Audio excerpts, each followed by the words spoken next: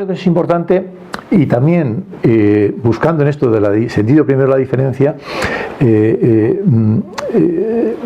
entiendo que la diferencia de poderes es relevante. O sea, una cosa es lo que está en mi poder y lo que no está en mi poder. Es una diferencia de poderes. Es decir, desde dónde se articulan las diferencias, todo tipo de diferencias, mucho sentido de las diferencias, no sé qué, no tan dispares, yo creo que tiene que ver con una diferencia de poderes. Hay algo que está en mi poder, hay algo que no está en mi poder. Y en un sentido, digamos, más preciso, el ser no está, o si se quiere, más ontológico, el ente sí lo está, ¿no? Lo que pienso sí lo está. Eso, a mí me gusta reformularlo de la siguiente manera. El ser no está en mi poder, pero yo sí puedo pensar acerca de los sentidos del ser. O sea, yo sí puedo, todo lo que aparece ante mí, tratar de encontrarle sentido, encontrar significación. Y yo puedo tratar de descubrir, de reconocer o de inventarme, cuando no tengo posibilidad más que de inventármelo, un relato o una exposición científica, si se quiere, si no gusta la palabra relato, o también un relato acerca del sentido de las cosas, acerca del sentido del mundo, del sentido del cosmos, del origen, del final, de la línea de la historia, la línea del cosmos, la línea de mi vida, o sea, el sentido de mi vida. Es decir, eso está en mi poder. El tratar de dar sentido a las cosas, empezando en mi vida o la vida de los demás, etcétera, etcétera, ¿no? Tratar de dar sentido. Es decir, lo que está en mi poder sí es la capacidad de reconocer el sentido, el orden. El sentido significa, es como, para mí sentido tiene que ver con la red de carreteras, ¿no? O de tráfico. O sea, hay muchas, hay un orden, ¿no? En la realidad, que muchas veces no sabemos cuál es. Los físicos, como sabéis mucho más de eso, ¿no? Pero muchas veces no sabemos cuál es el orden de la realidad.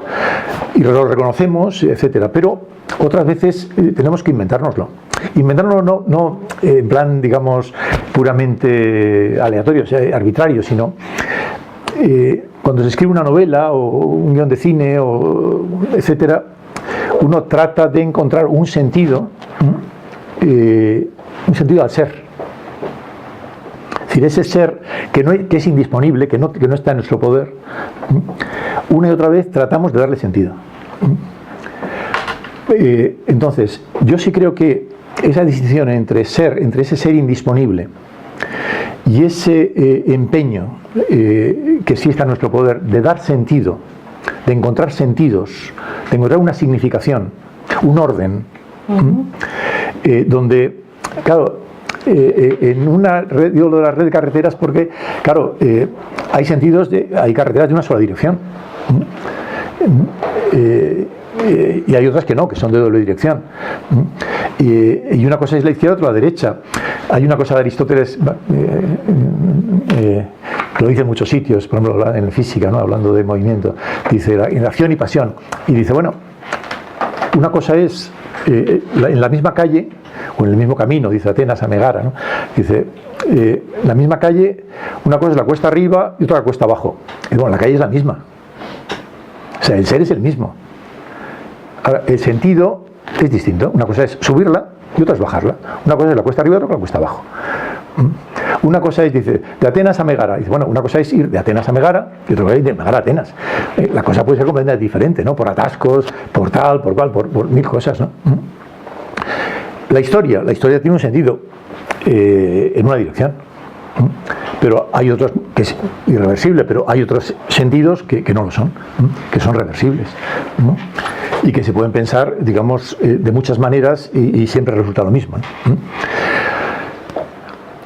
Es decir, me parece a mí que esa distinción entre ser y ente puede reformularse en términos de ser y sentido, ser y sentidos en plural. una y otra vez tratamos de dar sentido, eso está en nuestro poder. El ser, diríamos, es indisponible, es inaccesible, nos puede sorprender una y otra vez de muchas maneras, y de hecho nos sorprende, y no podemos controlarlo, ¿no? Hay otra cuestión con relación a esto mismo, esta distinción ser y ente, que es la siguiente. Ya digo que estos es neoplatonismo, o sea, platonismo.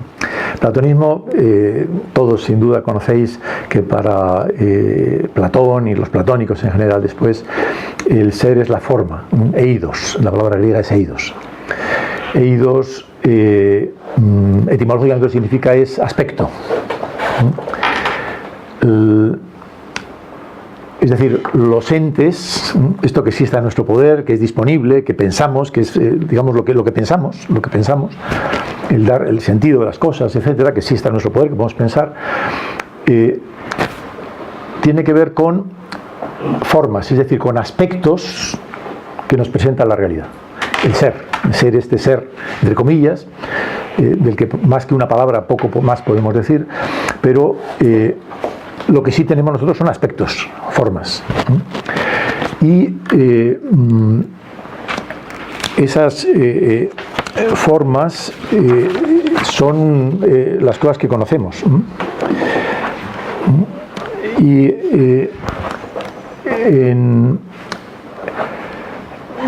desde Platón, por seguir con él, Platón decía, bueno, sí, las cosas se presentan a nosotros bajo muchos aspectos, muchos eidos, muchas formas. Ahora, hay uno que es el fundamental, que es el de la identidad. Es decir, para Platón, y digo Platón porque tras él viene todo lo demás, para Platón, de todos los aspectos como se nos presentan las cosas, que son muchos, hay uno que resulta central, que es ese aspecto de cada cosa que se mantiene siempre el mismo. Es decir, que dice su identidad, que expresa su identidad. Los demás son secundarios. Es decir, aspectos hay muchos, o sea, la cosa se presenta de muchas maneras, el ser se presenta de muchas maneras, de muchas formas, bajo muchos aspectos, muchas perspectivas, si se quiere, ¿no? Ahora, hay uno, dice Platón, que es el clave, que es el que da permanencia, el que da identidad, el que se mantiene siempre, a pesar de todos los aspectos cambiantes que pueda haber. Que hace que Sócrates sea Sócrates, o que Fulanito sea Fulanito, o que el árbol sea el árbol, etcétera, etcétera, ¿no? Bien. Eso es un supuesto que se ha mantenido a lo largo de los siglos y que yo creo que marca la ciencia tal como la conocemos, las ciencias en plural, ¿no? tal como las conocemos. Es decir, en el mundo de la ciencia y en el mundo de la filosofía también, en muchos sentidos, hay una manera de ver el mundo, hay un punto de vista, diríamos, dominante, que es la identidad, lo que permanece siempre, lo que se repite siempre de manera regular y que constituye, digamos, la realidad de las cosas. La cuestión es que es un supuesto. O sea que lo verdaderamente real, lo realmente real, como dice Platón, sea la identidad, es un presupuesto. No está dicho en ningún sitio. Más aún, cuando nosotros conocemos multitud de aspectos. Luego uno puede decir, sí, pero el fundamental es la identidad, ese es el mundo real. Podríamos argumentar en sentido contrario. No, yo lo que conozco de momento es muchos aspectos muy diferentes, y además aspectos diferentes que tienen que ver conmigo, personalmente, solo conmigo. Es decir, dicho de otra manera, mi mundo es mi mundo, y es el primero que aparece ante mí. Y es mi mundo absolutamente irrepetible, porque tiene que ver con mi biografía, tiene que ver con lo que he vivido, tiene que ver con digamos, el mundo cultural, etcétera, todo lo que se quiera. Pero hay muchos mundos, hay infinidad de mundos, tantos como, no como personas, sino también como cosas. Ahí hay una tesis en estos autores, ya digo, neoplatónicos, aparece en Porfirio, en la sentencia número 10, aparece en Proclo, en la proposición 103 de la metodología, aparece en Boecio, pues, bueno, os digo dos maneras de decirlo, ¿no? Que siguen, pero una es, como aparece en Porfirio, en Proclo, ¿no? Todo está en todo, pero en cada cosa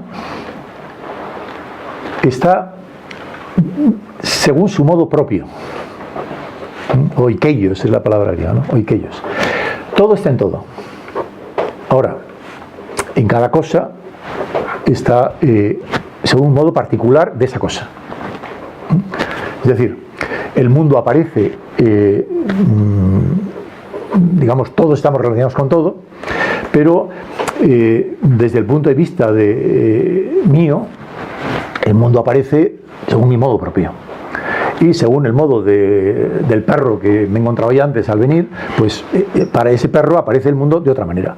Y para una piedra, pues probablemente el mundo, las relaciones que tiene con el mundo, etcétera, pues tiene que ver, el mundo es de otra manera. Para Dios es de otra manera. Para estos que son politeístas, pues para cada dios en particular, o para cada héroe, para cada demonio, para cada no sé qué, o para cada alma separada, o para tal, el mundo es diferente. Todo está en todo, todo tiene relación con todo. O sea, hay una unidad en todas las cosas. Ahora, habiendo una unidad en todas las cosas, en cada cosa el mundo aparece de una manera particular. Esto en el lenguaje escolástico, que tiene una historia, en Tomás de Aquino, por ejemplo, se repite mucho, y además en textos muy rotundos. Lo digo en latín porque sonará en latín, pero se entiende igual. Con perdón. Que Isabel decía, no se diga, como diga en latín, bueno, con perdón, una cosa muy breve. Quid recipitur ad modum recipiendis recipitur. Todo lo que se recibe al modo del recipiente. O también todo lo que se conoce al modo del que conoce, del cognoscente. Es decir, la cosa conocida se conoce de manera diferente según el que lo conoce. Si hablamos de conocimiento, si hablamos de recibir, pues ya ahí entran ya también las piedras o entra lo que sea, ¿no? Todo lo que se recibe según el modo del recipiente, según el modo del cognoscente. ¿Eso qué significa? Que todos los aspectos de lo real, todo lo real, etcétera, etcétera, etcétera, digamos, uno recibe todo, pero según el modo del recipiente. Entonces, el modo de conocer de cada uno, el mundo que se presenta a cada uno, es todo, entre comillas todo, pero parcial, unilateral, limitado, de una manera o de otra. Que a partir de ahí se pueda avanzar buscando un mismo mundo compartido por todos, por supuesto. Ahí, por ejemplo, la dialéctica esta que tanto critica Deleuze puede jugar un papel bueno. Es que la dialéctica es simplemente la crítica racional. Es decir, tú dices una cosa, tienes una perspectiva unilateral, yo tengo otra perspectiva unilateral, otro tiene otra, y digamos, en el diálogo, en la discusión, en la controversia, etcétera, etcétera, etcétera, se van buscando puntos comunes y se va buscando una unidad de discurso, una unidad de mundo, diríamos, más allá de esos mundos particulares que cada uno tenemos, ¿no? De esa manera propia que tenemos de referirnos a todas las cosas. Pero sea como sea, lo que queda en primer lugar es que lo primero que hay es que mi mundo es mi mundo. Es decir, hay una prioridad desde el punto de vista del conocer, punto de vista de estar en el mundo, digamos, una prioridad de cada uno a la hora de pensar un mundo. Es decir, no hay un único mundo sin más, respecto del cual todo lo demás sea temas menores, ¿no? Superficiales. Bueno, ¿qué es lo que un poco de todo lo que es el experimento moderno y etcétera? Es decir, bueno, hay que crear experiencias, experimentos, etcétera, un lenguaje que permita pasar por alto todas las impresiones subjetivas, sentimientos, es la hora ya, ¿no? No, bueno. Impresiones subjetivas, etcétera, etcétera, ¿no? Hay que procurar crear experiencias que puedan ser compartidas por todos y que por lo tanto nos permitan sacar unas conclusiones acerca de un único mundo. Pero, por supuesto, eso es maravilloso. En estos autores hay muchas críticas a la ciencia moderna, etcétera, etcétera. Eso es maravilloso, o sea, poder mostrar un mundo compartido por todos. En el terreno religioso, digamos, si uno es cristiano y acepta toda lo que es la realidad desde el punto de vista cristiano, ese es un mundo compartido por todos.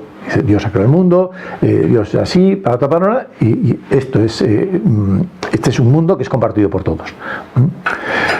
El mundo compartido por todos, pero eso no quiere decir que se dejen fuera esos mundos diferenciados de cada uno que están al inicio. Están al inicio y están al final, que es el otro asunto que quería decir. O sea, vamos a ver, yo puedo presuponer con Platón que la identidad es el sujeto de todas las diferencias, está en la base de todas las diferencias. Y cuando todas las diferencias son la expresión de la identidad. Un tema, en este caso también, neoplatónico, que me parece falso, ¿vale? Que todas las diferencias son expresión de la identidad. Uno puede suponerlo. O sea, es una tesis, una hipótesis metafísica como cualquier otra, ¿vale? Pero es una hipótesis que no está demostrada en ningún sitio.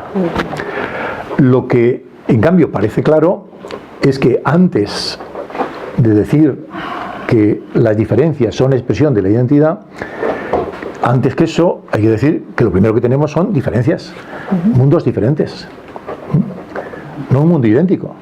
Es decir, lo que primero tenemos, lo que con lo que nos encontramos es con nuestro mundo. Nuestro mundo y el mundo del topo o de cualquier animal, da igual. Eso es lo primero. Y que, aunque la ciencia luego busque tratar de recuperar las diferencias, ¿cómo la recupera?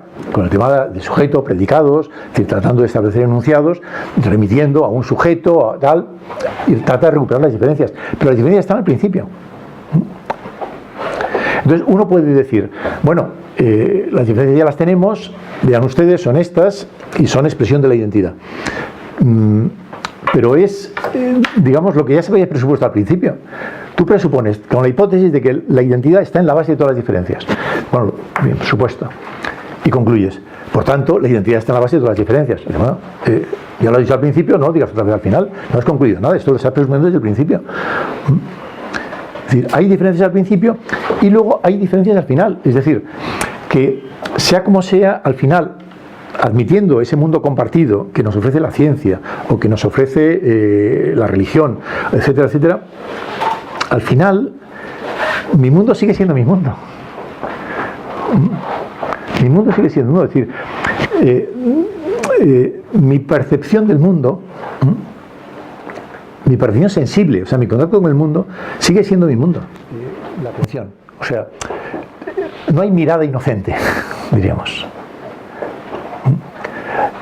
Uno puede pensar que sí, que la mirada es inocente. Eso, por ejemplo, el otro día estuve en una mesa con arquitectos y eran gente de proyectos y análisis de formas, tal y cual. Y entre ellos está muy viva la cosa de que hay que mirar sin prejuicios, ¿no? Los colores, las formas, mirarlo directamente, un poco tipo zen, ¿no? Digamos, hay que estar ahí, ¿no? Desprendiendo de todo lo demás, ¿no? Y bueno, la verdad es que me dedica a decir que no a todo, ¿no? Pero justamente en el sentido, ¿no? De que no hay mirada inocente. Es decir, en esta habitación yo puedo mirar no millones, infinidad de cosas. O sea, yo fijarme en esta lucecita verde que está aquí y considerar que esto es lo relevante. O puedo mirar a ti, o puedo no mirar en ningún sitio y estar pendiente de Puedo mirar millones, infinitas cosas en esta habitación. Ahora, mi atención está concentrada en unos cuantos aspectos, unas cuantas formas ¿no? ¿Eso qué significa? Que mi mirada es selectiva. Que yo atiendo en función de mi biografía, mi historia, dice Aristóteles, mi memoria, mi imaginación, que guarda, tal. Es decir, yo tengo una historia detrás, o un cuerpo, lo que se quiera, ¿no? Algo detrás que es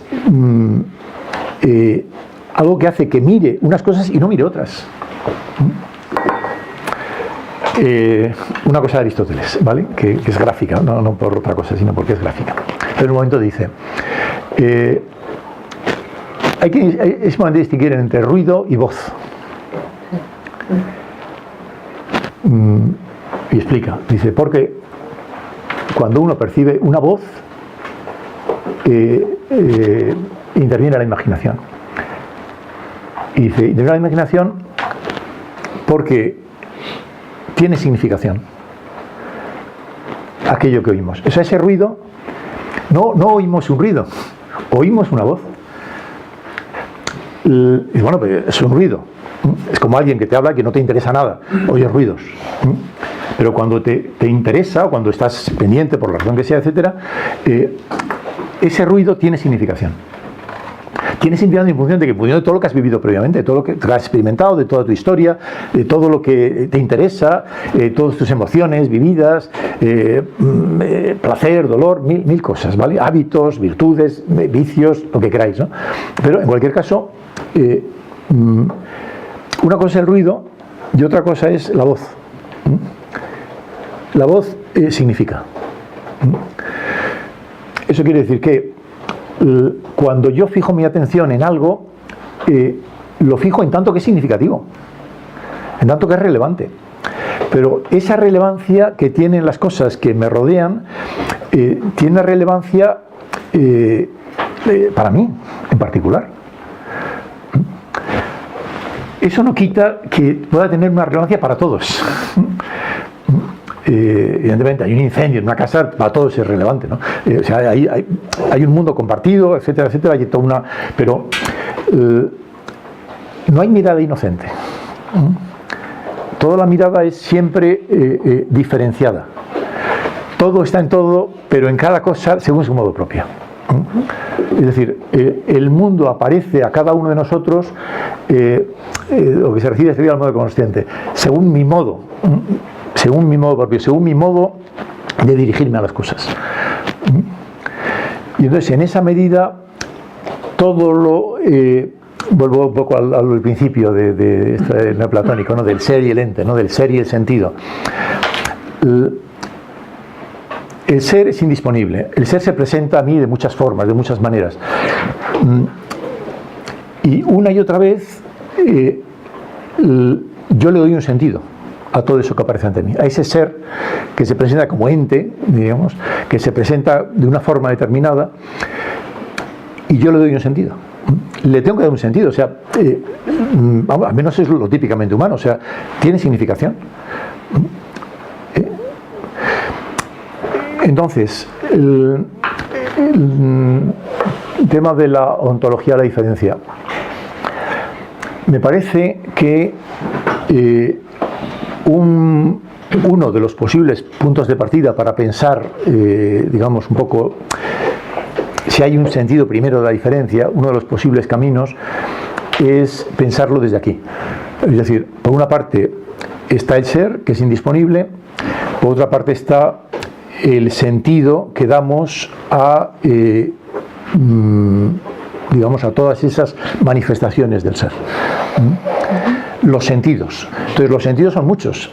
O sea, cada uno de nosotros realmente no damos el mismo sentido a la realidad en ningún caso, por los que estamos aquí. Compartiremos un mundo, etcétera, pero ser y sentidos, ¿no? Entonces, sentidos hay muchos. Yo puedo pensar, me estaba ocurriendo cuando Blanca, la primera vez que me habló de venir aquí, me dijo, ¿por qué no hablas de los oráculos caldeos? Y yo le dije, los oráculos caldeos son unos textos muy breves que se consideran fragmentos nada más, que para los neoplatónicos de esta época, paganos en particular, son unos textos del siglo II que pasan por ser el equivalente a los evangelios cristianos. Además tiene ese estilo un poco polémico y todos lo utilizan como palabra revelada, como tal, ¿no? Y ahí se habla mucho de estructura triádica. Ya lo sabía yo, que al final acabaría hablando de los caldeos. En realidad es un asunto muy... son fragmentos. Yo hace un par de meses, tuve un curso alemán que habló sobre los caldeos, manteniendo una interpretación radicalmente contraria a la más tradicional. Porque son fragmentos, entonces tienes que tratar de unir, a ver esto, si viene antes, si viene después, según venga antes, según venga después, el asunto sale completamente diferente, ¿no? Porque claro, son fragmentos que uno procede de Porfirio, el otro de Proclo, el otro de Pselos, el otro de no sé quién, bueno, de aquí y de allá, ¿no? Claro. Entonces, hombre, hay también, los filólogos para eso juegan normalmente muy fino, ¿no? Pero aún así, por muy fino que trates de acotar, ajustar todas esas piezas, te pueden salir cosas muy distintas. Pero lo que sí es verdad es que hay un elemento típico, ya en el siglo II, que es tratar de pensar toda la realidad en términos de tres, ternarios, diríamos, ¿no?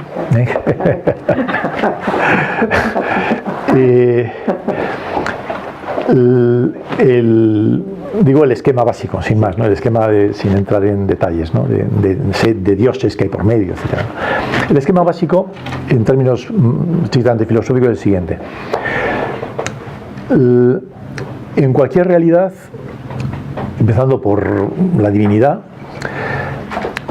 hay tres elementos. Uno que es el ser, otro en segundo lugar que es la potencia o vida, la potencia, y uno tercero, en tercer lugar, que es la inteligencia.